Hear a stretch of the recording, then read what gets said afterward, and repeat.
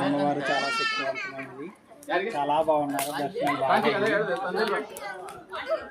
ఇక్కడికి వచ్చినందుకు చాలా ఆనందంగా ఉంది. అమ్మవారు మాత్రం చాలా బాగున్నారు. ఏం చెప్పాలి, అదే అమ్మవారి దగ్గరికి వచ్చాము, మాకు హ్యాపీగా ఉంది. చాలా బాగుంది. శక్తిగానే అమ్మవారు ఇంకంతేనా శాంతి. అన్ని సౌకర్యాలతో దర్శనాలు బాగా చేస్తున్నారు.